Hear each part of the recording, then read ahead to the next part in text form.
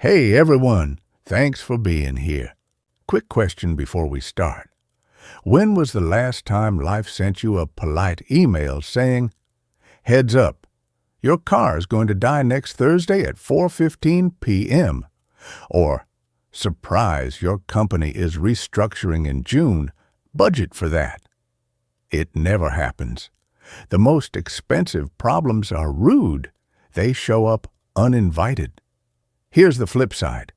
When was the last time progress tapped you on the shoulder and said, "By the way, your portfolio is compounding exactly as planned. Congratulations."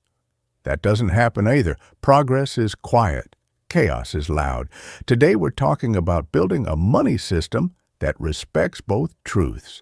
Save like a pessimist, so surprises don't sink you. Invest like an optimist, so compounding has time to work.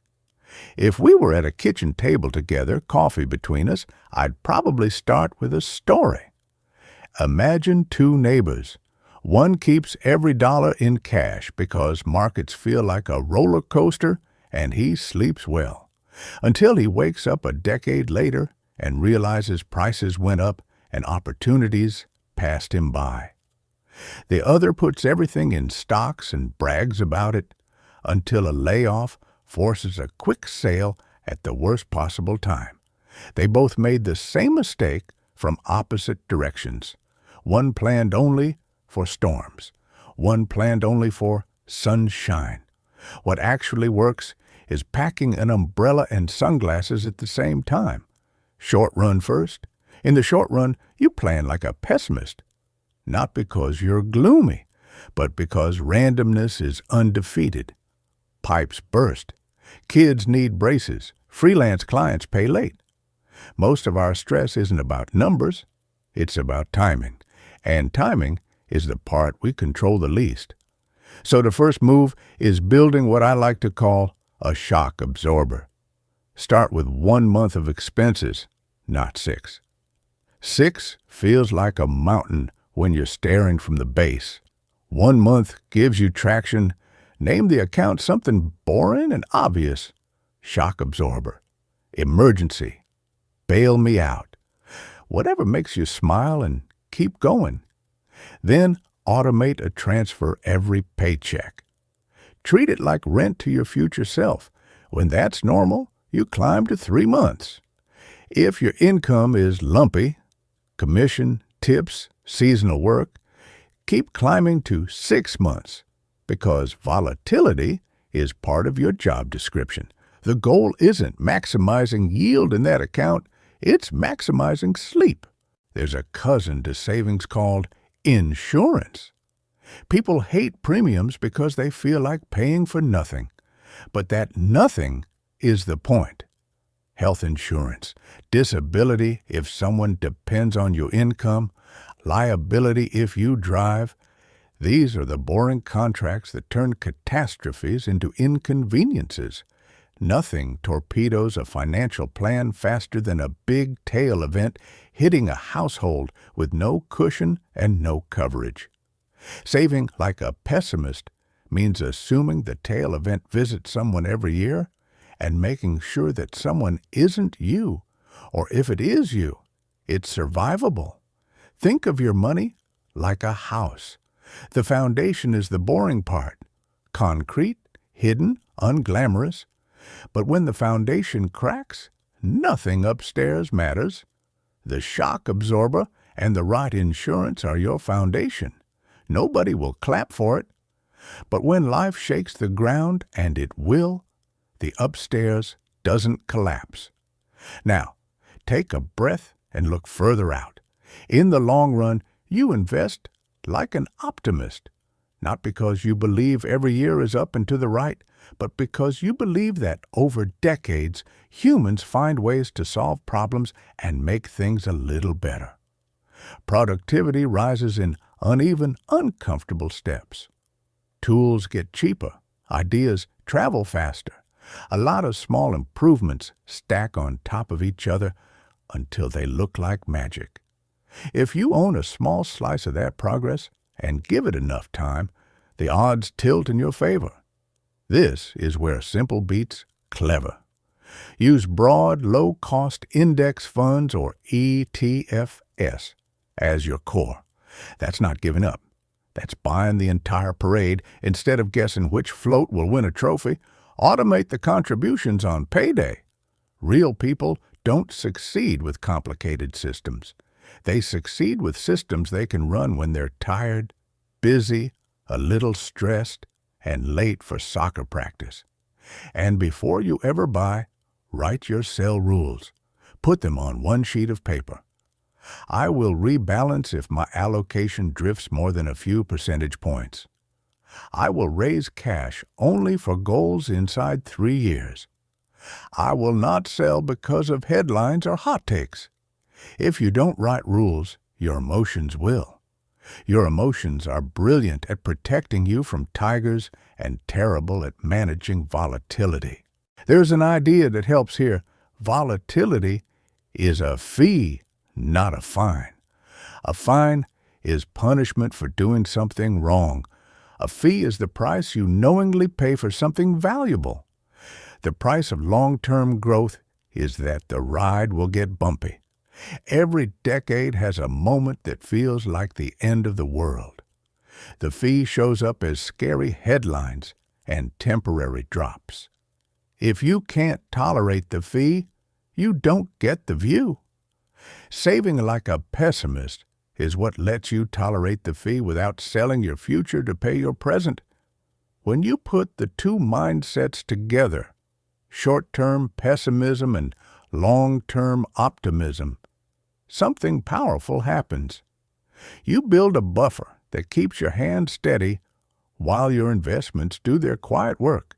If you only save, you're safe but stuck. If you only invest, you're exposed and jumpy. Pair them, and you get endurance plus growth, which is basically the whole game. Let's make it practical. Tonight, average the last 3 months of spending and write down your monthly baseline. Open a separate savings account and call it the shock absorber. Set up a small automatic transfer, even if it's tiny. Tomorrow, label your buckets soon and later. Soon is anything inside 2 years. Emergencies, deductibles, big purchases you've already decided to make. Later is 5+ years. Retirement, college, a move you're considering down the road. Money behaves better when it has a job title. On day 3, pick your long-term core. Broad market index, maybe a global fund, maybe a bond sleeve if it keeps you calm. On day 4, automate the contributions for payday. On day 5, write the sell rules and stick them somewhere you'll trip over them. On day 6, patch leaks. Cancel the subscription you forgot, call the company, and negotiate a lower bill. Make sure your insurance deductible matches your actual cash buffer. On day 7, run a family fire drill. If you're out of the picture for a week, who knows where the emergency info lives? Who can access what they need? You'll hate doing it. You'll love having done it. Let's talk about expectations, because feelings run the show more than spreadsheets do. Expect that at some point you'll feel like a fool for sticking to the plan. Your friend will brag about a quick win. A stranger on the internet will tell you you're doing it wrong. The market will fall right after you invest. Expect, once a year at least, a headline that sounds like the world is ending. Expect at least one stretch where you question whether you should keep adding to the shock absorber when nothing bad is happening. Expect to use the emergency fund soon after you build it and feel like you failed. That's not failure, that's the feature. Emergency funds are for emergencies. Using them is a sign your plan is working. Maybe you're listening to this after something already went wrong. You had to drain savings. The portfolio is down and your gut is louder than your logic. Recovery is a plan, not a mood. Go back to the base of the ladder. Rebuild 1 month, then 3, then 6. Turn the automation back on at a number you can keep when you're stressed, because consistency beats intensity. If markets are down, remember your time horizon and those sell rules you wrote. There's no trophy for having the most aggressive portfolio. The only trophy that matters is staying in the game long enough for compounding to have a fair chance. There's a trait that ties all of this together: humility. Humility says, I don't know which surprise is next, so I'll carry a cushion. It also says, I don't know which company will change the world next, so I'll own the whole market.